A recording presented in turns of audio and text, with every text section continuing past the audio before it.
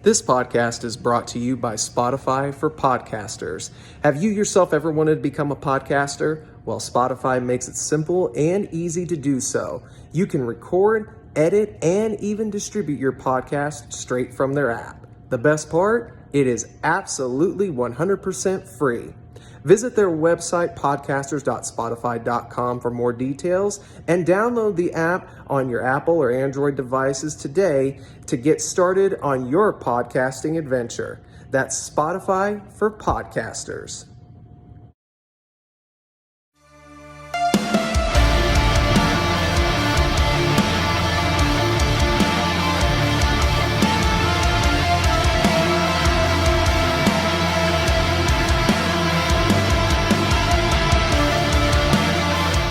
What is going on, everybody? Travis Fowler Harkrider back yet again for another edition of the Four Corner Podcast, which means you know what time it is. It's time to talk wrestling. It's one of my favorite things to do.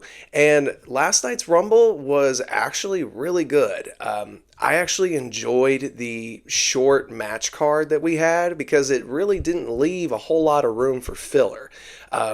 The women's Rumble match starting off the show, I thought was a great way to get people energized. And I've seen some people praise the Rumble match. Me personally, I felt like the Rumble for the women's side of things started off a little slow. But from about, I'd say, entrant 19 forward, I would say 19 and not 20. I felt like the Rumble picked up. I actually thought overall they did very well going into the final stretch of the Rumble there, and it did become very entertaining. Becky Lynch got in there, Nia Jax got in there, Jade Cargill showed up for her WWE and Royal Rumble debut to a enormous pop, and honestly, you can tell that she has been working on her in-ring skills. I know this morning there had been some kind of news report stating that some were saying that she was having trouble remembering spots for her matches, things like that. And none of us really know because none of us are in there training with her. She had been at, I think, what's being referred to as the New Heart Dojo or something to that extent, the New Heart Dungeon, and has been training alongside with Natalia and several others. And I think she has been improving. And I think you could see that in her movement. She was a lot more fluid with her motions. Her aura was still there. The star power just resonates off of her. And to be fair, I didn't see that a lot in AEW. And I understand people would say that she was fumbled in AEW. Others would argue to the other side that she wasn't because she went on like an undefeated streak that went on for so long. And I can see both viewpoints. But to be perfectly fair, I think she feels more like a star and more of a character now with WWE. Not to say that she didn't have that same kind of presence over at AEW, but I just didn't quite feel it as I guess you were supposed to. They did a good job over there of, I would say, presenting her as this Hulk-like figure, I guess is the only way to put it. And she did well for what she could do in her limited capacity. But now that she's getting the in-ring work to back up the persona, I think she did a very good job and had a great outing into the Rumble. I was very pleased to see Roxanne Perez and Tiffany Stratton from the NXT side of things pick up. I even was saying it to my lady last night that Tiffany Stratton is indeed a future star. And then she even kind of gave me a little rub. It was like, oh, you kind of like her, don't you? To which I responded with, no, of course not. And maybe that was a little bit of a fib. But regardless of that, I think Tiffany Stratton is going to be a future main event player, no questions about it, especially after her performance with Becky Lynch in the fall of last year. I don't think you can deny that Tiffany Stratton is going to be a star for the WWE. But I did pick Bayley to win the Women's Rumble, and sure enough, that's what we're getting. So it'll be interesting to see what goes on from here. They've planted seeds for Bayley and Io. I could also see Bayley potentially trying to do the damage control thing and go over to Raw to get that world title from Rhea. But I love that we don't know for certain exactly what's going to happen. We have a good idea. But as we've learned over this last week when it comes to creative, you may think you know, And there may be news outlets that report one thing, but you never fully know. And I love that. I love having that feeling back in pro wrestling. So, we'll get into that feeling a little bit later when we talk about the men's Royal Rumble. But as for the two title matches, I think both delivered super well, especially that Fatal 4-Way. LA Knight especially had, I believe, his best outing in any match in that Fatal 4-Way. When he went on his little streak, it was absolutely insane. And I thought he did absolutely phenomenal, no pun intended, to AJ Styles, who also looked great in his big spotlight moment that he had. I know he's been back for a while working in tags and singles matches, but I think tonight really saw the stamp of, hey, I'm still here and I'm still relevant from AJ Styles, much to the same statement that was made by Randy Orton, who looked amazing. He's been on fire since coming back at Survivor Series, and he had one of the coolest RKOs that I've seen in a while. I know we've seen Orton hit the RKO from Roman's spear before, but something last night, if you go back and watch it, they just hit that perfectly to where it was probably the prettiest rendition of that spot that I have ever seen, and it looked amazing on TV. I really wish they would have had it on a replay, but they all looked great. Roman still doing his thing, still has that aura, that special attraction feel, which is exactly what he is now, and he showed out. So everybody did their part. Everybody looked like $1,000,000, and I look forward to this road to WrestleMania. And specifically when it comes to those four, I look to see what they do with each of them moving towards WrestleMania. The Kevin Owens-Logan Paul match was professional wrestling at its absolute finest.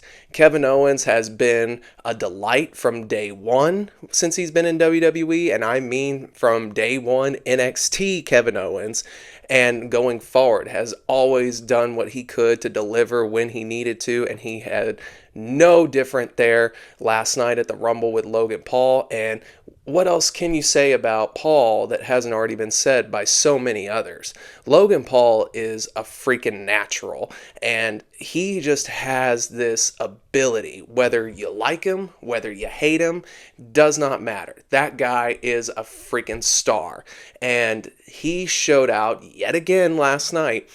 But something that I very much pay attention to when it comes to wrestling as somebody who's not just a fan, but who's involved in the business as well, I can't help but just see the little nuances that he's picked up on that I would say rather quickly.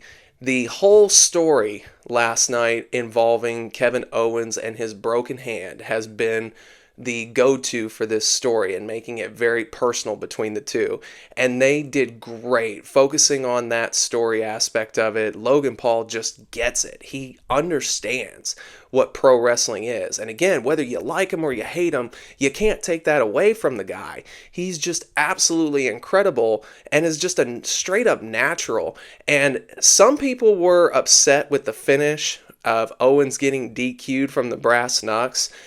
No, let me explain if you don't get why it was so good. Because yes, Logan Paul was trying to cheat. Owens gave him the receipt for trying to cheat. The thing that Owens messed up on was not concealing the weapon and leaving it still in plain sight for the ref to see as he was counting the three. And the referee, kudos to you for doing exactly your part of noticing it right before the three count and doing the right call. It is a realistic situation, and it wasn't something that I would refer to as cheap because it made you feel a certain way, and that's what wrestling is supposed to do. So, do I think the Owens-Paul story is over? No, I actually don't. I can see them taking this down to Australia for a rematch. So I don't think anybody needs to be up in arms about that finish. It was great. I honestly do believe that. And I think both men should get their flowers for putting on an incredible U.S. title match. Again, both title matches delivered for what they were supposed to be, and they all delivered in their own specific way. So I think honestly, both championship matches deserve the praise from fans because they both had their special moments in them and were special in their own rights. Now we get to the men's Royal Rumble, who admittedly I thought it was going to be CM Punk's night because I really didn't think they would do back-to-back Rumble winner. And it hasn't been done in 26 years, which is something that I want to emphasize on here in just a bit. But my dude, and I think several others, American Nightmare, reppin' strong, Cody Rhodes wins for the second year in a row from the number 15 spot this time this year. I mean, I'm a Cody fan through and through. You can see it right there. When I met him and he was Ring of Honor champion, that guy is all in all exactly what you need for the face of your company. He said it in the press conference, and I truly believe he is spot on with it. He is the face of WWE, and anybody that wants to dispute that, I think you would have a hard time showing me proof that anybody else comes close to matching Cody or the aura he brings for the company at this moment in time. He pointed at Roman at the end of the night. Roman and him had the little jaw jacking from the skybox in the ring, and it just, it's hype.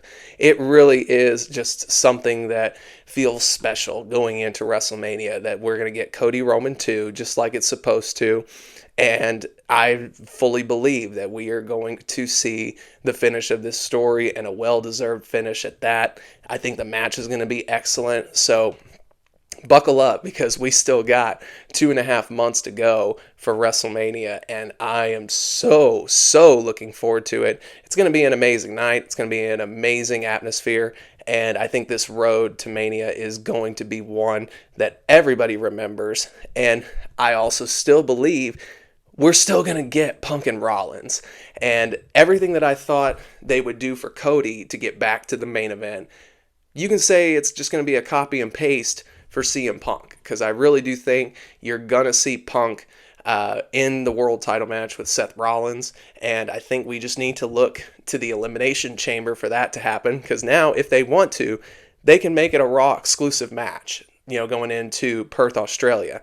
So there's a lot of promise still to be had. So everybody, again, buckle up. We've got 2.5 months on the road to WrestleMania, so we have so much to look forward to still, and I don't think anybody needs to throw anything into doubt of what they are hoping to see. Just enjoy the ride and enjoy this time as pro wrestling fans, because we know, unfortunately, there's some stuff that we'll get to that's making it a little difficult and has what had been referred to last night as a dark cloud over WWE specifically, but let's not take away from the fun and the positives as fans that we can have going forward. Some big news, though, that came out this week that I think shocked a lot of people. I know it shocked me, specifically because I didn't expect them to land here. The new television rights deal for WWE has finally been announced, and of all places, Netflix is the one who picks up Monday Night Raw. Never would have thought that they would have been the ones to get them. The last that I heard, the biggest one that had the potential to doing so, and also to me made the most sense, was Amazon. Amazon, who's trying to build up their sports portfolio with more live sports. They have the Thursday Night Football deal with the NFL now, and I really thought they were going to be the ones to land the Raw rights. But Netflix came out with a unbelievable $5 billion deal that is 10 years as of this moment, but there apparently is a clause where they can cancel after 5, I believe. And if they also want to, if they're satisfied with the partnership, they can also extend it another 10 years, virtually making it a 20-year deal if they want to. So we could see Raw on Netflix for as little as 5 years. We could see them for as long as 20. It just kind of all depends on how they feel that the product is doing. And that, to me, that's insane. Who would have ever thought that we would see Monday Night Raw on a streaming platform? I'm sure eventually it would have happened anyway, and I, again, was one of those people that thought that Amazon would be the one to pick them up, but surprisingly enough, we're seeing Netflix now in this game, and As somebody who also is a fan of just overall professional wrestling, they've already got Monday Night Raw in the bag starting next year. The Wrestlers documentary was really good. Hey, Netflix, why don't you pick up on that show Heels too? Because they can be revived too, and it's a really good show, at least in my opinion. So if you're going to go into the professional wrestling game, why not go full board? But anyway, off that little soapbox and back to the business at hand, this is a landmark deal, and I really look forward to seeing how things are going to transpire once Raw is officially on Netflix starting in January next year. But there's also going to be some interesting time before then.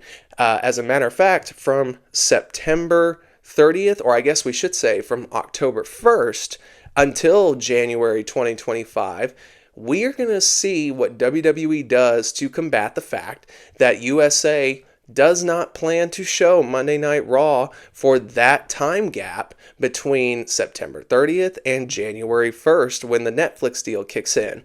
So virtually Raw is going to be homeless at the minute for not showcasing their weekly show. But I have a theory that I think we'll see come to fruition, and it's also going to serve another purpose.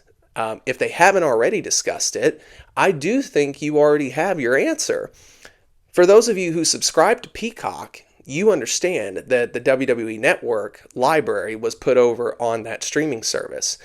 Peacock also just experimented with doing a huge football game exclusively on Peacock just about a week or two ago, I believe. So I think you've kind of already got your answer. If, at least stateside, you've already got your network library with one streaming service, and they're dabbling with doing more live sporting events on their streaming platform, I think you've got your answers to what you can do in the in-between time until your Netflix deal kicks in.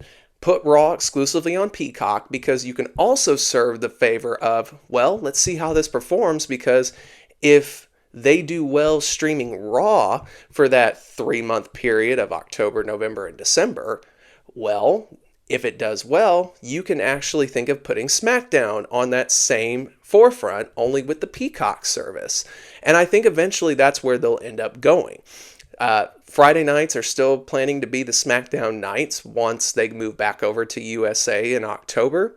And I think that's where you need to start. I think it's okay to test the waters out with Monday Night Raw for that 3-month period, see how it does, and then you can kind of get a feel of what it would be like to stream SmackDown exclusively on Peacock eventually if you want to, or maybe you can do jointly. If you have the USA Network, you can watch it live, or you can watch it on Peacock. They do it already with Sunday Night Football, so why couldn't they do it with Friday Night SmackDown too? I think it's a very easy way to curb that time gap for Raw and to experiment with how it would perform if you have a weekly live show for WWE on the streaming service. And while we're talking about attendance and streaming and business side of things, AEW right now has an interesting dilemma, if you will. The company is profitable. We saw what their TV partners said about them, WBD, just a week ago, praising them for bringing so many eyeballs to their stations, TBS and TNT, respectively, with the Collision, Rampage, and Dynamite shows. But as Dave Meltzer noted earlier this week, he had seen how the attendance figures were going. And a lot of the buildings that we've seen AEW book are for those 4,000, 5,000, 10,000 seat arenas. But unfortunately, they're starting to sell less and less tickets. And I'm not saying this as an AEW hater. This is just what's being presented. When you went from a show that was drawing 2,000 attendance at one point to then hitting its next lowest the very next week at 1,800 tickets, it doesn't really give favor to how your future business is going to turn out. Does this mean AEW's done? No. But I do think they need to refocus on the buildings that they book, and they really need to pay attention to those attendance figures because, as Meltzer also noted, he compared it to the WCW 2000 era, the dying days of WCW, which saw attendance steadily drop to the point where they became unwatchable. And as somebody who was a WCW fan himself, when you see such a prosperous company go from being at the top of the mountain, as WCW once did, to then crashing down and then being sold to its arch rival, it's kind of unbelievable, honestly. And I don't want to see AEW go away. As we talked about last week, AEW is good for professional wrestling. TNA is good for professional wrestling, which, by the way, the TNA appearance from Jordan Grace last night, completely showing out. That was amazing, and I really hope we get to see more TNA stuff in the future between WWE and them. I think that relationship could actually blossom into something really cool, especially with Mania on the horizon. I can see a couple instances where you should factor in Jordan Grace. Jordan Grace versus Jade Cargill, Jordan Grace versus Bianca Belair would be a lot of fun. Personally, I'd love to see that one. So, sorry to go off on that little tangent. Let's go back to the business side of things. I really need AEW to succeed as a fan because, like I was saying before, tribalism is stupid in wrestling because we all love it. Now, you don't have to like a particular brand. If you choose not to watch it, just don't watch it. But I promise you, having multiple companies in the realm of professional wrestling only helps the business itself. You know, again, that old saying, a rising tide raises all ships. So this is one of those instances where professional wrestling is at the hottest that it's been since 2000. And I would honestly say just overall the Attitude Era, late 90s era, Monday Night Wars, however you want to describe it.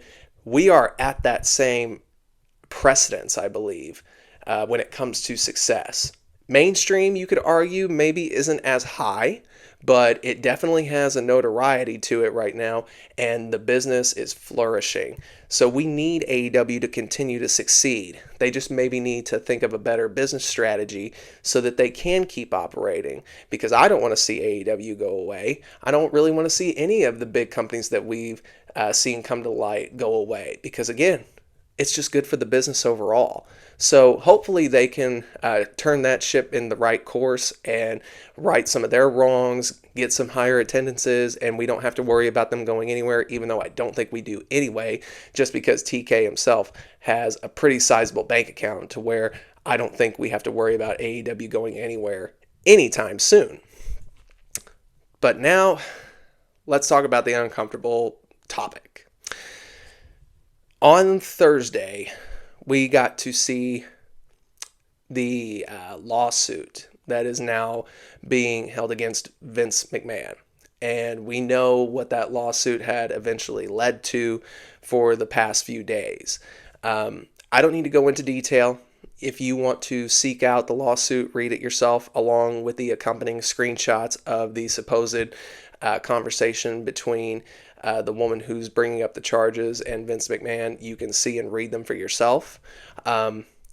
I'm not going to sit here and interpret whether or not they are legit or false. I'm not going to say that he did or did not do anything. What I can say is, based on some behaviors that we've seen in the past, it wouldn't be out of the realm of possibility or likelihood, I guess, if you will say, that he did do the things that are explained in that lawsuit. But it does not look good that a former man of high precedence could do the things that were outlined in those texts and in the lawsuit. Last night, during the press conference, I think both Cody and Triple H handled the situation very well. I know there's been some hate towards Triple H and dodging the question last night, but first off, Cody, I think, answered the question very diplomatically, and honestly, Triple H didn't really need to say much more, because you have to understand, this is still a business. And I think him kind of echoing the sentiments of what Cody said and then adding in that we just want to focus on the positives, we don't need to really talk on the negatives that are going on, that's not just smart business, but for his standpoint, this is a very personal situation. I mean, a man who has been very close to him, both professionally and personally, and obviously has a deep personal connection with his family. This is a sensitive time for him. Like, he's still an executive, but at the end of the day, he is also still a person. So, for anybody that thought he handled that not correctly or thought Triple H could have answered better, what more could he have said? What answer would have given you your satisfaction? Because honestly, outside of shunning him completely, I don't think any answer he gave would satisfy anybody. I think he handled it very diplomatically. I think he handled it from a business standpoint very professionally. And I don't think there should be any hate for Triple H, just like there's no hate for Cody. I think both parties handled the situation and the question the way they were supposed to, and we are just going to have to wait and see how the rest of this unfolds going forward. Obviously, we know that Vince is now out of TKO and WWE, which I think is still going to be good overall for the product. I felt that way back when the investigation into Vince McMahon started in 22. I know I'm not wishing ill necessarily towards any one person, but I do believe that WWE has flourished without Vince McMahon at the helm. And I think it's going to continue to flourish without Vince McMahon. As we have seen over the last year and a half, nearly 2 years, WWE is going to be just fine. And having Triple H in the position he is, I think, is still very beneficial for the company. And overall, the company's doing great things. Obviously, they also nominated Dwayne "The Rock" Johnson onto their board of directors. The Netflix deal, as we talked about earlier, starts next year. So many positive things that we can look at outside and inside the ring of professional wrestling. It's just a fun time. So why don't we focus as fans more on the fun? And unfortunately, let's kind of sweep the other stuff to the side for at least the entertainment's sake, and hope that everybody that is doing the right things for professional wrestling continue to do those right things, and we keep moving in a prosperous direction. Well, guys, that's all I got for you this week. What are your thoughts on the Royal Rumble event and matches overall? Were you satisfied with the winners and the outcomes of all the matches? Let me know in that comment section below. Also, let me know how you feel about the Vince McMahon and lawsuit situation itself. All those comments, I would love to see what your thoughts are. Leave them down there at the bottom. Also, make sure that you have subscribed, like, and share this around. You can also follow us on the social media platforms, Facebook, Instagram, and X. You can also listen to the audio version on Apple Podcasts and Spotify as well. So please continue to support us. We greatly appreciate it. And I will be back next week with another edition of 4CP. So until that time, all of you take care, God bless, and continue to love pro wrestling.